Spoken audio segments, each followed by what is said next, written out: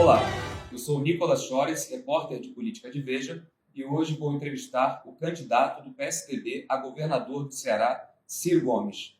Candidato, muito obrigado por essa entrevista. É um prazer recebê-lo. Ciro, sob o protesto do governo Lula, os Estados Unidos classificaram o PCC e o Comando Vermelho como organizações terroristas. Sendo facções que têm forte atuação, infelizmente, aqui no Ceará, como o senhor encarou essa decisão do governo americano?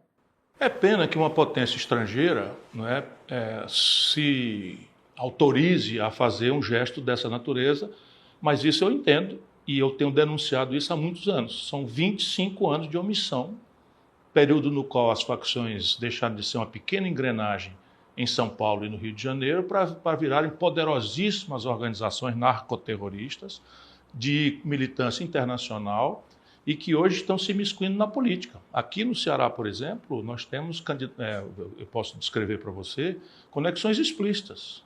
Bebeto do Choró está foragido até hoje, é ligado ao PCC, filiado ao PSB, cujo presidente é o pai do ministro Camilo Santana. Aí vai dizer, não, ele é da facção, o pai? Não, não é provável que seja. O problema é que simplesmente fecharam os olhos. E isso agora, se você parar, como eu tenho parado, para conversar com as pessoas, e pergunta para elas se é ou não terrorismo na sua gênese mais assustadora a energia motriz do domínio das facções nos territórios. É puro terrorismo. Por que está essa barulheira toda? Porque os americanos, via cartão de crédito, via fintechs, via transferência de dinheiro para o exterior, com esta providência sai DEA e FBI e entram CIA e Forças Armadas. Isso é o que assusta o Lula, porque a leniência, seja bem, 25 anos não houve uma única inovação institucional, período no qual as facções se organizaram tremendamente. As conexões das facções em São Paulo já evoluíram para lavagem de dinheiro, para atividades protocolarmente corretas, tipo posto de gasolina, cooperativa de transporte, enfim, todos com CNPJ. Os americanos vão achar a origem desse dinheiro. E aí, certamente, é o que está assustando parte da elite brasileira, a qual o Lula sempre serviu. Se o senhor for eleito governador, que tipo de cooperação com o governo dos Estados Unidos, se é que alguma, o senhor gostaria de ter? Eu vou procurar cooperação com algumas escolas. Já está no meu projeto, estou adiantando aqui, mas nem sequer anunciei aqui no Ceará. Mas haverá uma inovação importante e a inovação basicamente vai tentar estabelecer uma política dupla. Uma para jovens que ainda não entraram na violência explícita, no homicídio, etc., em que eu vou recrutá-los para uma grande rede comunitária de inteligência, com sofisticação tecnológica de última geração, e a outra para os ases, reis, damas e valetes de um baralho que será distribuído, inclusive tecnologicamente, de forma popular e massiva. Né? E para que isso aconteça, eu vou precisar da cooperação. E eu vou criar 3 comandos. Um comando vai ser procurado na tecnologia dos Estados Unidos, especialmente de inteligência, que é o que me interessa mais. Não me interessa muito esse aparato de entrar em favela atirando a esmo e matando gente inocente a pretexto de pegar bandido e tal. Não me interessa isso. Nós vamos fazer cirurgicamente a caça do dinheiro e dos chefões a partir de níveis intermediários. E vou procurar Israel, porque o Mossad, já no meu primeiro governo, quando eu governei o Ceará, eu mandei gente treinar lá. E me dei muito bem. Ainda hoje me ajuda a pensar um jovem delegado muito brilhante, que eu, por brilho, recrutei e mandei treinar em Israel. Vou fazer isso a mesma coisa. Em 2022, como candidato a presidente, o senhor defendeu penas mais brandas para os chamados aviões do tráfico, que muitas vezes comercializam drogas sem se envolver em crimes violentos. O senhor mantém essa posição hoje como candidato ao governo do Ceará? Acabaria, se dependesse de mim, acabaria a pena de prisão. E eu explico por quê. O primeiro governo Lula, havia ali uma pressão muito consensual nos Estados Unidos de que a droga merecia uma guerra. E essa guerra, Reagan, etc., sistematizada, a guerra era uma guerra sem quartel, em combate em todos os campos e tal. E o Lula aceitou a pressão dos americanos e copiou uma legislação americana que já foi revogada na maioria dos estados. E essa resolução pegou a população carcerária brasileira com menos de 300 mil pessoas e hoje nós temos mais de 1 milhão de pessoas. Esse galope quase todo é de jovens negros pobres que foram apanhados no primeiro momento fazendo o pequeno tráfico de droga sem cometimento de nenhuma violência naquela hora, até aquela hora. Na noite primeira em que eles foram ao presídio, eles tiveram que se filiar às facções criminosas para sobreviver ou manter um mínimo de integridade, porque serão estuprados ou mortos. Isto é a realidade dos presídios brasileiros. E aqui no Ceará, desculpa, eu vou insistir, aqui no Ceará nós estamos com um problema ainda mais grave. É que faz 3 anos que não se constrói uma prisão sequer, e hoje nós temos quase 30 mil apenados com 20 mil vagas, botando em números grossos. Por que, na sua avaliação, não há uma política nacional de segurança pública? Eu vi isso de perto. O PT começa a ir ao poder por cima.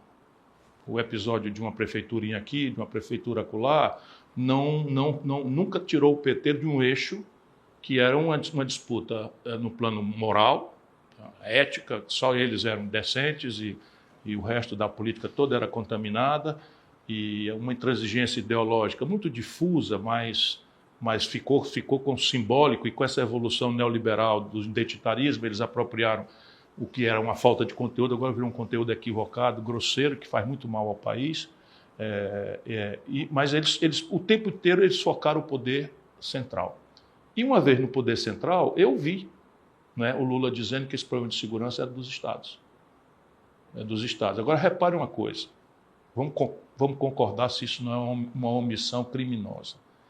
Você acredita mesmo que um assassino faccionado, ou chefe, ou da hierarquia da facção, vai ser julgado por um júri popular de comerciários, bancários, todos com o rosto ali visível? Essa é uma instituição dos tempos ingênuos.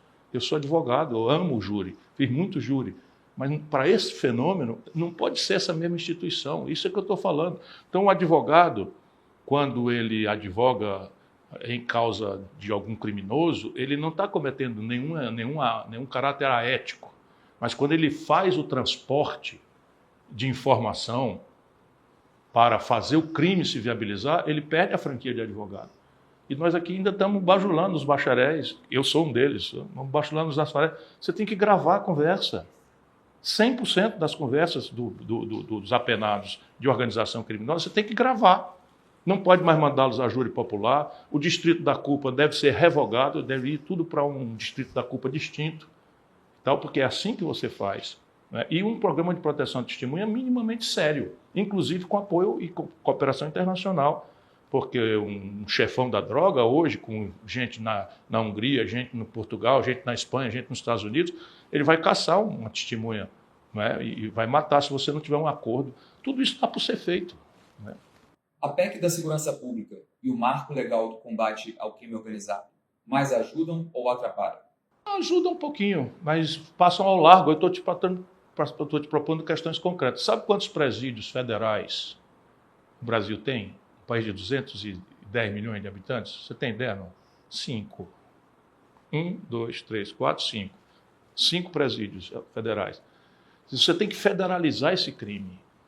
Tem que federalizar esse crime em todos os seus itinerários. Você tem que simplificar o itinerário de captura do dinheiro dessas coisas, nem que seja de forma precária, mas em disponibilidade de recursos que sejam suspeitos de fazer. Você tem um monte de coisa para fazer que está muito longe de ser feito no Brasil. A propósito, o Lewandowski, enquanto ministro da Justiça, participava da farra do escritório do Vorcaro. O chefe da Polícia Federal recebia R$250 mil por mês do Vorcaro. Tenha paciência. Em uma eventual incursão em território dominado pelo crime organizado aqui no Ceará, se o senhor fosse governador, que diretrizes daria à Polícia do Estado? A diretriz, assim, já vai ser feita no plano que vai ser anunciado. Nós vamos trabalhar na base de comando. Então, quando a polícia sair, no caso de enfrentamento, ela vai sair com endereço, com horário, com apoio aéreo, com base de checagem de informação e tal, e vai para tirar de circulação o bandido. Tirar de circulação admite as duas possibilidades. Se ele resistir, antes morra do que um policial. Como o senhor vê a pregação de setores da esquerda pela desmilitarização da polícia? Isso é um papo muito furado, porque, de fato, não faz muito sentido a militarização das polícias, mas eu não vejo hoje como você possa produzir isso. Por quê? Porque as PMs cresceram monstruosamente. Você imagina, a PM de São Paulo é quase do tamanho do Exército Brasileiro. Quase do tamanho do Exército Brasileiro, ou pelo menos metade do Exército Brasileiro. Como é que faz? O que tem que fazer é integrar. Esses comandos que nós vamos montar aqui serão totalmente integrados, inclusive desfazendo hierarquias militares e tudo. O que um dia foram as facções do tráfico de drogas, hoje são organizações criminosas internacionais. Ainda existe alguma coisa que um governador possa fazer isoladamente em seu estado para enfrentar o domínio e a violência desses grupos? Você pode estabelecer um efeito dissuasório que vai ser medido pelo prejuízo, concretamente. Então, repare, nós temos aqui, por que virou essa coisa tremenda, controlando tudo e tal, com o governo sem nem sequer dar uma palavra no assunto e agora sai correndo atrás, desesperado, para falando bobagem, comemorando um acordo que fizeram já por nossa causa. Aqui no Ceará está em vigor, e você pode investigar isso em qualquer periferia aí. Qualquer periferia, não é segredo. Diminuiu aqui? Diminuiu. Por quê? Eles fizeram acordo. Fizeram acordo e tal, já pela iminência do que eu estou pretendendo fazer. Então aqui o que você tem? Eu vou pegar, vai ser uma coisa figurada, eu vou falar pela primeira vez, mas você vai ter cartas de baralho por território. Então vamos lá, o território do Ceará vai ter 4 ases. Esses ases vão estar no celular de toda a sociedade, tecnologia. Então todo mundo vai receber aqui e vai ter um programa de recompensa. Tá certo? A recompensa por pista e a recompensa por eficácia, certo? Que é retirar de circulação. Então, esse AIS está em São Paulo, está no Rio. Esse governo, se eu presidir, vai caçá-los, lá também. É evidente que eu vou dizer, como é que eu faço? Não, eu faço um convênio, eu faço um acerto, enfim, mas eu não devia até sequer dar detalhes, mas nós vamos caçar o AIS aonde ele estiver. Ponto. Né? Então, aí os reis, aí, no território, você tem um mandãozinho. Se tiver cometido crime já e tal, a eliminação vai ser pela via, enfim, da prisão ou da retirada de circulação, para ter clareza. Mas repare, nós vamos criar uma rede imensa de inteligência, que terá uma base comunitária, volátil, mutante e tal, com saídas para programas sociais do Estado ou para proteção de testemunhas se for devassado e tal. Essa rede vai ser remunerada e aí vem para a hierarquia e depois nós vamos ter. Você tem coisas aqui no Ceará que eles contrataram câmeras de vigilância. O Ceará tem, sei lá, vou dizer a ordem de grandeza, 10 mil câmeras, só 100 tem reconhecimento facial. Isso é de propósito. Na minha época, nós introduzimos um software que era uma bobagem, de placa de carro. Praticamente acabou o roubo de carro aqui. E o seguro caiu, o preço e tal. Você faz se quiser fazer. O presidente do PDT, Carlos Lupe, seu partido nas eleições de 2018 e 2022, foi ministro da Previdência de Lula e deixou o cargo acossado pelo escândalo do desvio bilionário de dinheiro de pensionistas e aposentados do INSS. Como o senhor vê esse caso e a troca de acusações entre petistas e bolsonaristas sobre que governo seria mais culpado por esse escândalo? Veja, esse é um dos escândalos mais enojantes que eu já testemunhei nessa já minha longa vida pública. Eu já vi Coroa Brastel, você não era nem nascida ainda, mas você roubar de aposentado, e ele tem 2 dimensões. Uma só está na mídia, que é o desconto fraudulento, sem autorização, de frações da aposentadoria de pessoas que não deram, só pleonasticamente aqui, não autorizaram. Isso são 6 bilhões de reais. Mas sabe quanto tem? 90 bilhões de reais de crédito consignado da mesma forma, que não foi autorizado. E a pessoa saca, porque está precisando de dinheiro, depois fica escravo para pagar para o resto da vida. Isso é um constrangimento absolutamente. Aí pergunta, quem é o culpado? São todos. São todos, porque uma fraude dessa natureza, você agora o Lula trazer de volta a CONTAG, percebe? Por quê? Porque não estão nem aí. A moralidade do PT é da boca para fora, não tem moralidade nem decência nenhuma. O outro também não. E quanto ao Carlos Lupe, que acabou demitido do cargo? Eu acho já tinha avisado para ele, mas não quero comentar mais do que eu já disse para ele, que o Lula fez de propósito. Acho que botou o trabalhista, o último moicano do trabalhismo, Brizola, não sei o que e tal, para ser desmoralizado na Previdência Social. Não só pela fraude, mas pela fila recorde. Hoje é um trabalhista que está garantindo o não cumprimento dos direitos básicos da cidadania aposentada do Brasil. É a cara do Lula isso. O senhor trocou de partido 7 vezes. Voltou no ano passado ao PSDB. Como explica essa rotatividade? Veja, primeiro, a presença longeva na política, né? A segunda é que eu procuro preservar a minha linha de coerência. Então eu estava, por exemplo, no PDT, vamos pegar a última agora. A gente se candidata contra o Lula, denuncia fraude, denuncia corrupção, denuncia o modelo econômico, denuncia a privatização da Eletrobras fraudulenta, denuncia não sei o que e tal, e depois fica lá apoiando. E eu vou ficar lá dizendo amém, sem direito de participar do processo, porque aqui eles venderam o PDT, foi vendido em troca de cargo para o PT, e eu fico inelegível. Fico sem direito a ser candidato nem a federal, nem a estadual. Eu faço o quê? Grande amor que eu tenho pelos partidos brasileiros. Tenho uma coerência absoluta. Todo mundo me dá lição disso. Agora só a mim que pergunta. Todo mundo dá. Vamos lá, PSDB. O PSDB lá atrás, eu fundei o PSDB. Fui o primeiro governador eleito pelo PSDB nas eleições de 90. E na hora que fomos para o poder, fizemos tudo o oposto do que tínhamos proposto.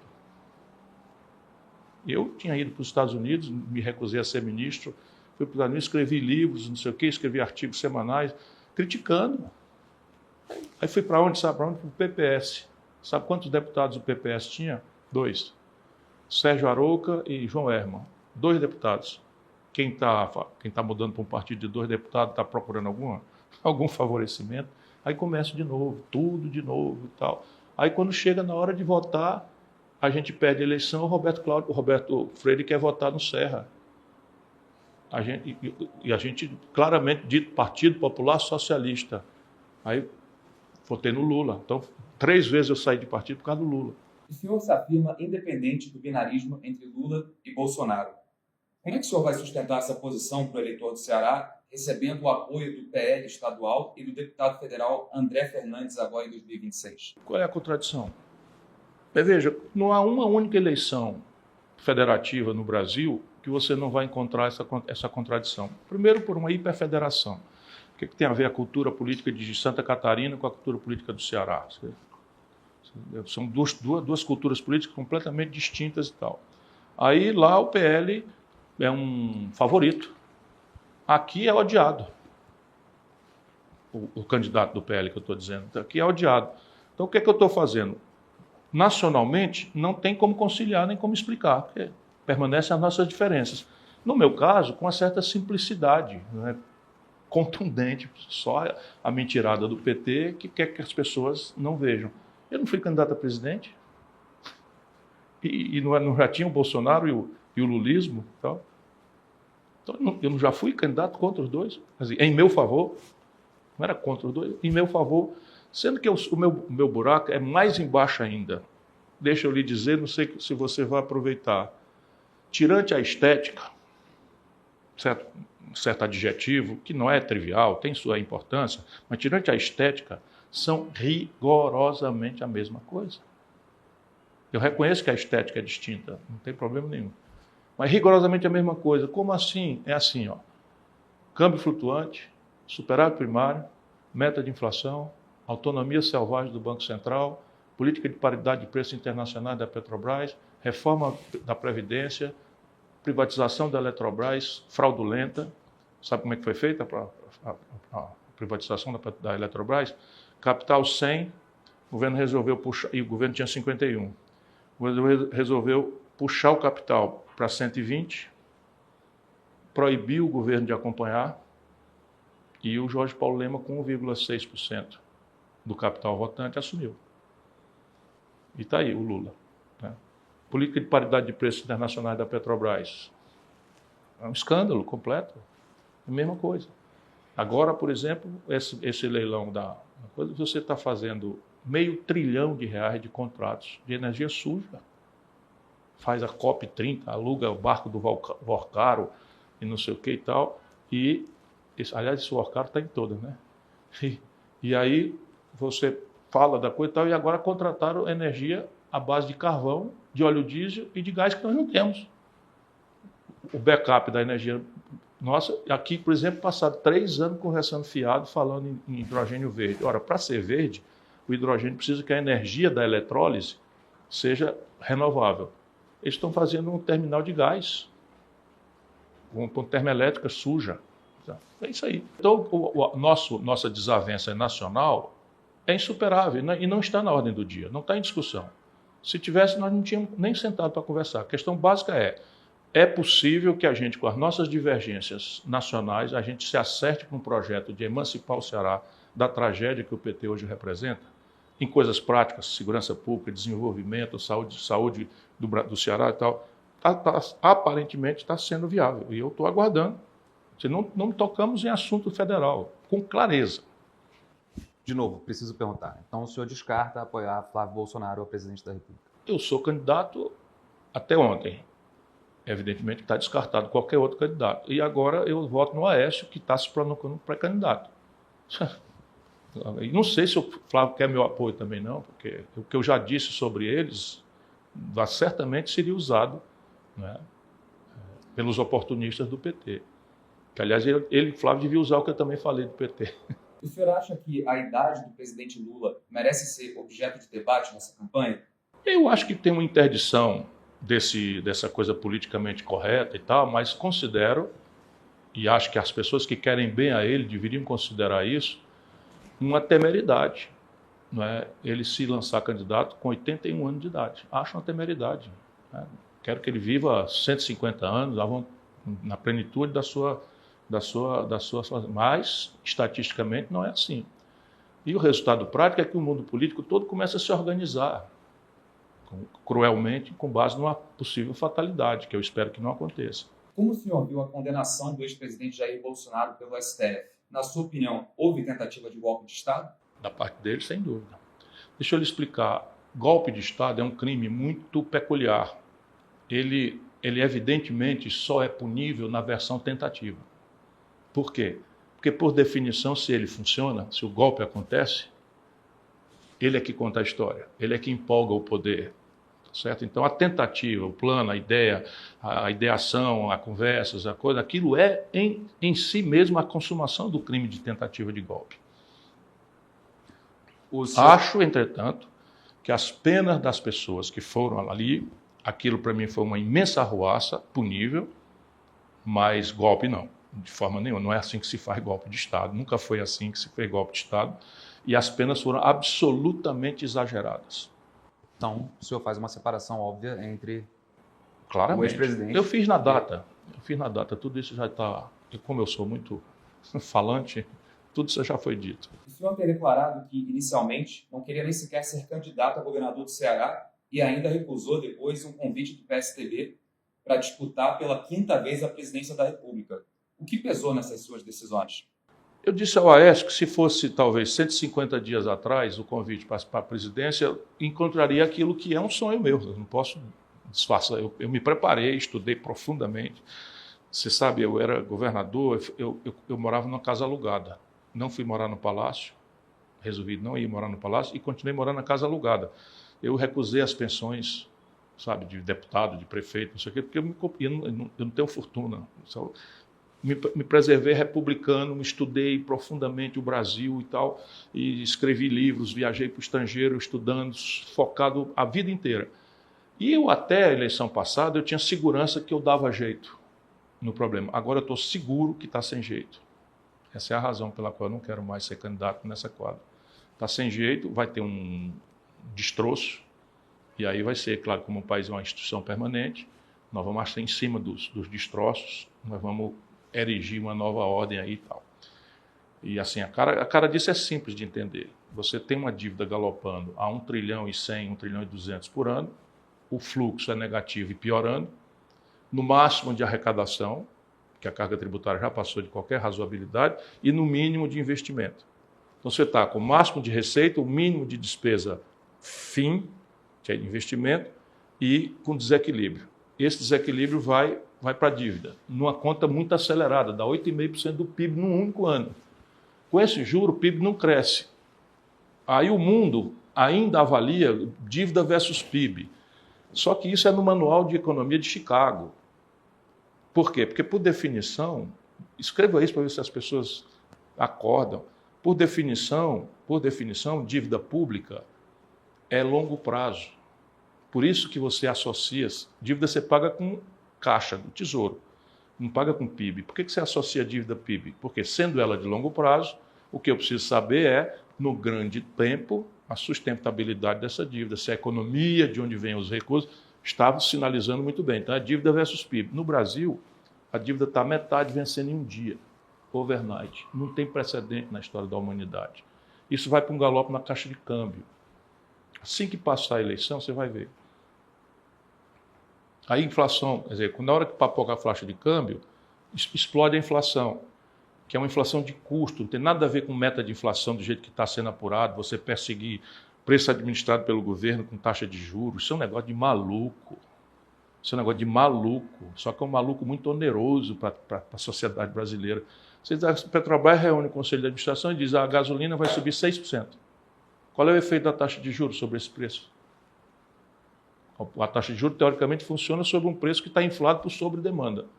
E a demanda vem da renda e do crédito. Se eu encarecer o crédito em Chicago, eu dissuado a demanda agregada. No Brasil, as pessoas estão no limite de 82 milhões de pessoas inadimplentes. Por quê? Porque não conseguindo viver. Estão pagando cartão de crédito com cheque especial. E isso tudo está aí. Está acontecendo hoje. E a sociedade distraída. Em vez de discutir esses assuntos, que devia ser para que serve a democracia, serve para discutir os assuntos. Você dá 82 milhões de inadimplentes entre as famílias. 9 milhões de inadimplentes entre as 26 milhões de empresas, CNPJ. Isso é um destroço. E o Estado quebrando. E nós estamos discutindo aqui o sexo dos anjos. As coisas malucas aí. Está doido. A outra metade da pergunta, e o que pesou para decidir ser candidato a governador do Ceará? Eu comecei um movimento aqui que era o seguinte, a primeira objetividade era tentar unir a oposição.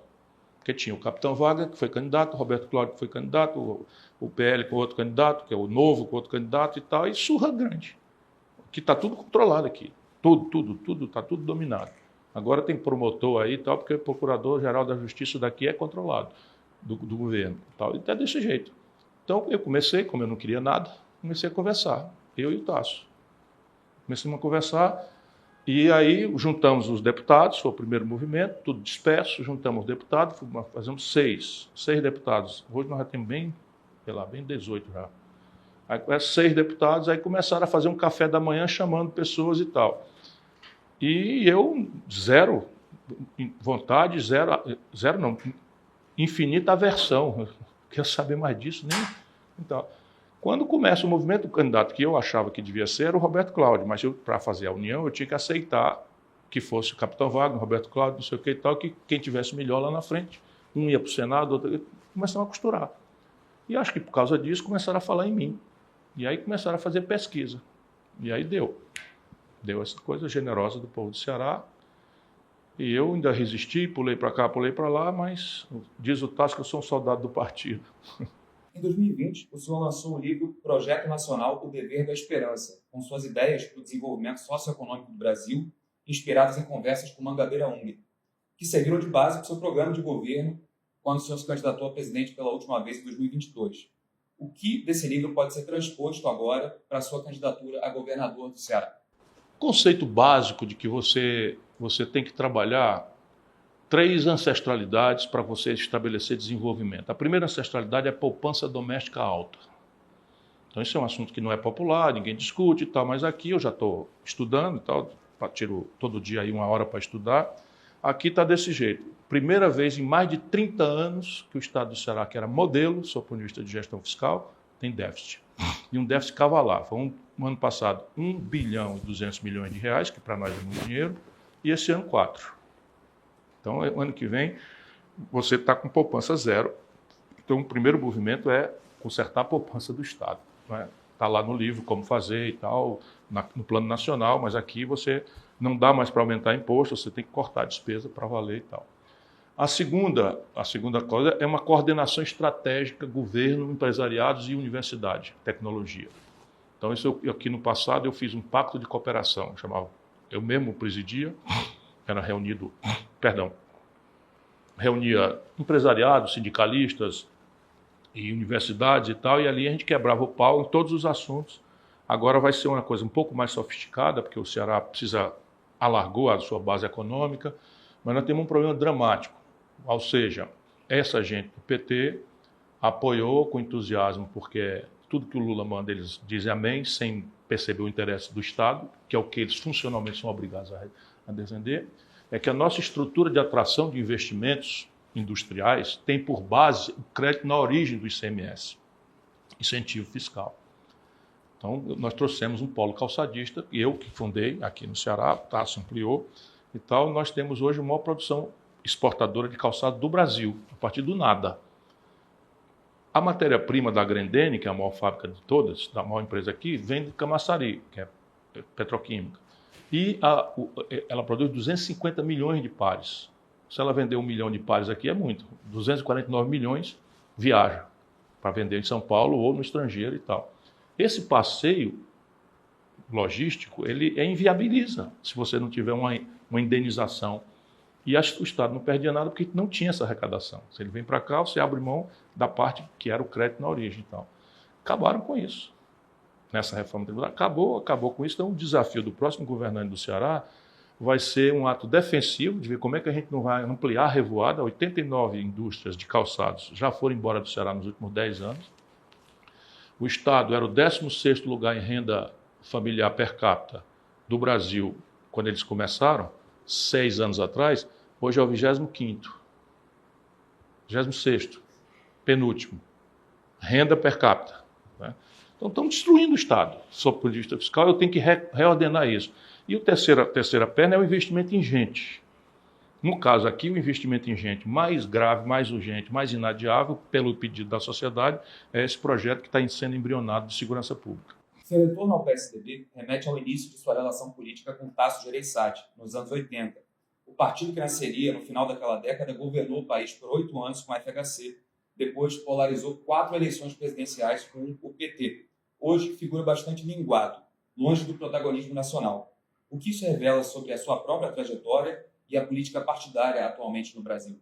Olha, o lugar de uma centro-esquerda, o Aécio é mais centro-direita e tal, mas um lugar de centro-esquerda que saia do adjetivo e estabeleça as bases de um projeto nacional de desenvolvimento, porque projeto, você não precisa ser de esquerda, nem necessariamente o liberal não tem projeto. Os americanos têm projeto.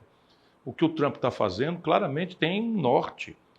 Um norte claro, ele está defendendo o monopólio do dólar como meio de troca e reserva de valor internacional, ele está defendendo a autonomia de energia dele, ele está fazendo um esforço extremo de autonomização industrial, que vai fracassar, mas está tentando fazer política industrial de comércio exterior, protecionismo, tarifa, o diabo, não sei o que e tal, está valorizando o mercado doméstico dele, e sempre tiveram, pelo DARPA, pelo Ministério da Saúde, esses caminhos de desenvolvimento tecnológico, e eles são brilhantes na extensão disso para a indústria privada. Mas cada celularzinho desse aqui que a gente consome paga um royalty para o exército americano, porque pagou a pesquisa básica da internet, do celular e tal. Então, isso aqui nós temos que organizar esse projeto de país. Então, este lugar, ele é fecundo. Eu não acredito, francamente, que esta polarização reciprocamente cevada em detrimento da inteligência do país, em detrimento da mobilização da população, em detrimento da compreensão da gravidade da crise brasileira, estratégica, uma crise sem precedentes, muito coisa, a não ser no ano de 99, vai ser uma coisa parecida com isso, sendo que os buracos são muito mais graves. Nós estamos indo para o próximo presidente, vai chegar a 100% do PIB, a dívida. Lembrando que metade vence por dia. Qual é o ajuste fiscal possível de você honrar 4 trilhões, 5 trilhões por dia de vencimento? Qual é o ajuste possível? Não existe esse ajuste. Você tem que reestruturar essa dívida. Como é que reestrutura essa dívida? Com o Banco Central completamente rebelde à governança do país. E rebelde porque está a serviço do oligopólio, né, dos bancos, do cartel dos bancos. Durante a campanha de 2022, o senhor projetou o maior estelionato eleitoral da história do país se Lula voltasse ao governo, deixando o povo acreditar que todo o mal do mundo é Bolsonaro e derrotando Bolsonaro, o paraíso desce com picanha e cerveja para todo mundo. Foram as suas palavras. Como o senhor revisitaria essa declaração hoje? É óbvio que está aí em marcha o maior estelionato da história, porque já estavam esses problemas que eu estou descrevendo para você, já estavam semeados. Né? Você já tinha um teto de gastos impraticável, que foi substituído, e tudo isso eu denunciei, escrevi, e tal, na data certa, por uma mentira, que é o tal do arcabouço fiscal, que é o típico truque petista, enfim, está todo esses 273 bilhões que o Lula está agregando de gasto extra esse ano, é tudo fora do arcabouço. Só para você ter uma ideia. Mas isso é um bolso só. Se você fazer truque contábil, é o que a Dilma foi acusada de fazer na contabilidade criativa deles e tal. E assim, para mim, evidentemente, a picanha está no preço máximo histórico. A cerveja não consta que esteja propriamente barata. E assim, isso é um símbolo mais do que o literal, mas assim, a entrega do Lula é nula, é nada, não aconteceu nada. O que o governo fez? Você imaginar que você tem 71% de evasão escolar no ensino médio do Brasil. Porra, 71% dos garotos de ensino médio largam a escola antes de terminar o ensino médio. Aí você vai ter um bolsa não sei das quantas. Não mudou nada a evasão. Continua exatamente a mesma coisa. Tendo no currículo o cargo de ministro da Fazenda, que análise o senhor faz da política econômica de Lula e dos atuais indicadores econômicos? É um desastre completo, porque, vou lhe dizer novamente, você tem o máximo de receita, batendo recorde de carga tributária, já com muitas ineficiências, como, por exemplo, o absurdo da taxa da blusinha. Por uma coincidência, eu que criei essa isenção quando fui ministro da Fazenda. Eu criei essa isenção, mas não era para durar tanto tempo, não. Era só porque tinha, sim, um hiato de produto no começo do real e estava havendo muito ágio, muita coisa, então eu fiz para facilitar a importação, mas isso era já para ter fechado. Aí eles fecham e voltam. Hoje, irmão, a questão das bets estão matando pessoas. Não são poucas pessoas que estão morrendo por causa de bet. E o Lula está inventando o que é contra a bet. Ele que sancionou. Ele que sancionou a lei. Eu tenho aqui o número da lei para mostrar. Então você vê, o país está deteriorado nas contas familiares. Bet é um elemento da conta familiar. 82 milhões de pessoas estão no SPC. Recorde. Quando eu comecei a tratar desse assunto, montei um programa para resolver, então eram 63 milhões. Aí inventa o desenrola é só para transformar dívida ruim em crédito bom para banco. Que não era o que eu ia fazer.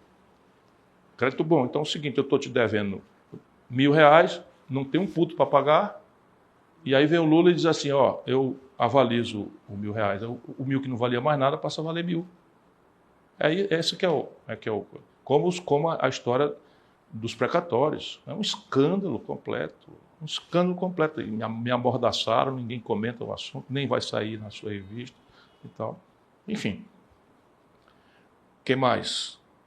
As empresas. Hoje você tem recorde de inadimplência nas empresas. São 26 milhões de CNPJs ativos no Brasil, 9 milhões estão no Serasa. E é a maior quantidade de recuperação judicial da história. Disse, mas como? A economia está crescendo, a renda média está alta e tal. Eles fazem esse cálculo tudo com falácia estatística. Eles contabilizam como emprego toda a informalidade, 39% da população, que não tem, enfim, trabalho precarizado ali completo, não tem jornada. Aí 6 por 1, esse 6 por 1 vai atingir, sabe quantas pessoas? 16%, 18% do mundo do trabalho. Porque o desemprego está em 7%, 6%, o desalento quase 4% e 40% é informalidade. Então, aí depois os regimes especiais, que tem engenheiro, enfermeiro, não sei o quê. Então, é uma fraude grande. Economistas, agentes de mercado e até o Tribunal de Contas da União vêm chegando a um consenso sobre a gravidade da crise fiscal que que a atual trajetória de gastos do governo e de endividamento vão legar ao próximo presidente, mesmo que o próprio Lula seja reeleito. Qual o impacto disso o senhor enxerga para estados como o próprio Ceará? Aqui é gravíssimo, porque eles duplicaram a dívida. Aqui no Ceará, esse governo, o atual governo, tirou a dívida de 12 para 24 bi em 3 anos. E eu fui olhar o perfil dessa dívida, porque, de novo, dívida não é propriamente um problema. O problema é o perfil da dívida. Se você ganha R$1.000 e está devendo 10 mil, e me pergunta se está bem ou mal, eu preciso saber quando é que vence os 10 mil. Se você disser, não, ele vence amanhã, infelizmente está mal, quebrou. Mas não, esses 10 mil vencem em 3 anos. Está tranquilo. Então esse é o problema. Aqui o que eles fizeram? Trocaram a dívida, tudo esperteza do Tesouro, e eles aqui puxa saco, não cuidam do Ceará. Eles simplesmente dolarizaram a dívida do Estado. Então quando vier o papoco agora, no começo do ano, do dólar, o Estado vai crescer exponencialmente a dívida. Agora veja a diferença. Quando eu fui governador, eu tinha 30% de receita corrente líquida livres para investimento. Se eu arrecadava 100, tinha 30 para investimento. Recebi do Tasso, dei um aperto a mais, fui para 36. Peguei 3% dessa receita e fui ao mercado todo mês calado e comprei com 34% de deságio 100% da dívida imobiliária do Ceará. 100%, que ia vencer dali 15, 20 anos. Faz sentido eu gastar por conta e deixar uma dívida corroendo com juro o meu Estado? Fui lá e comprei a dívida toda. Esse é o problema do Brasil. Está aí o Camilo Santana, então quebraram o Estado. Que a gente consertou a custa de trabalho, sacrifício, o diabo. O Nordeste, há algum tempo, é tido como um bastião, um cinturão petista. E é claro que o senhor é candidato a, do seu estado, mudar esse paradigma. O Ceará pode ser o principal estado da região para essa... Esse olhar de vocês para o Nordeste, vocês do Sul para o Sudeste para o Nordeste, não é muito, vamos dizer, sintonia fina, não. Eu sei que o olho grosso é um pouco isso, mas o Lula aqui no Ceará praticamente perdeu todas as eleições. Para mim. Ele próprio, eu candidato em 98, o Fernando Henrique perdeu para mim aqui. E o Lula perdeu para mim aqui, em 98, na reeleição do Fernando Henrique. Depois, em 2002, quando eu fui candidato, o Lula perdeu para mim aqui. Depois, em 2022, perdeu para mim aqui. Não, 22? Não, foi essa que eu perdi. Só teve uma que eu perdi para ele aqui, que foi essa que eu fui traído e tal, violentamente. Ele comprou o Camilo com um cargo de ministro e tal. O Camilo, ele tinha apoiado o Eunício contra o Camilo, o Lula, e perdeu para nós aqui. Ele não apoiou o Camilo. Aí, para prefeito, ele vem contra nós todas as eleições. Todas. O Roberto Cláudio, ele veio, nós ganhamos. Roberto Cláudio, reeleição, ele veio, nós ganhamos. Depois o Sarto, candidato, ele veio e nós ganhamos, aqui no Ceará. Aqui no interior, eles têm adesões muito... Aqui na região metropolitana, eles não ganharam nenhuma eleição. Aliás, ganharam aonde? Ganharam no Crato, das cidades maiores. Barbalha. Barbalha já é menor. Perdeu em Juazeiro, perdeu em Sobral, perdeu Calcaia, perdeu Maracanaú, perdeu Eusébio, perdeu todos da região metropolitana que, enfim... Agora, o Lula, sim, as pessoas gostam dele e tal, mas não é automático, não. E caiu o patamar de 75 para 55. É muito alto ainda, mas caiu já, quase 20 pontos. Não, aqui eles só falam nisso. Eles só falam nisso, que daqui a pouco, quando vier o Lula, quando o Lula vier, que vai virar tudo e tal, eles só falam nisso. Já fizeram, a campanha passada foi desse jeito, que era 3 vezes mais forte, o Elmano tinha perdido a eleição para prefeito de Calcaia, 4º lugar, com o meu apoio do Lula, aqui em Calcaia, e aí pegaram ele, porque é uma figura dócil e tal, botaram, pronto. Mas isso é, assim, questão de Lula ter perdido para o senhor em praticamente todas as eleições presidenciais que o senhor participou, é uma coisa... Menos em 22. Menos em 22. Eu estou para frente. Para frente, o que o senhor projeta para a região a partir do exemplo do Ceará, em que o senhor é o primeiro colocado nas pesquisas? Existe uma fadiga de material muito grande, é um saque muito repetido em cima, sabe, de benefícios que não se renovam. O próprio Bolsa Família, de alguma forma, está se incorporando às pessoas. Aqui era explícito. Chegava aqui na véspera da eleição, eles andavam na rua dizendo, carro de som, que se não votasse no PT, ia perder o Bolsa Família e tal. Hoje ninguém acredita mais, né, nesse tipo de coisa. E aí estão recebendo dinheiro, muito dinheiro de facção.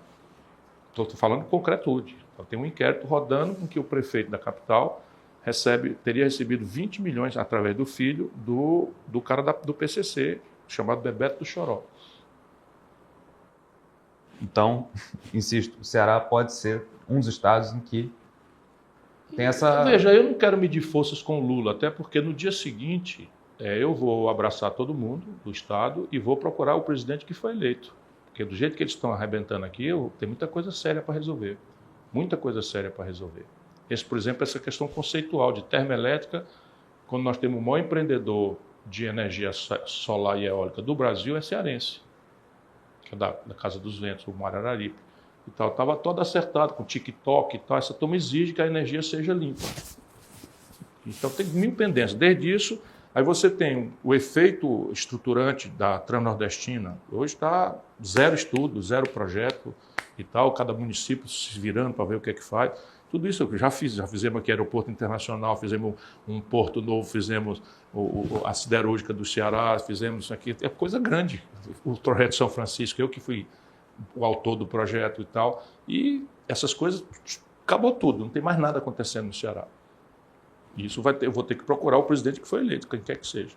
Ciro Gomes, candidato do PSDB ao governo do Ceará, muito obrigado por essa entrevista. Obrigado a você.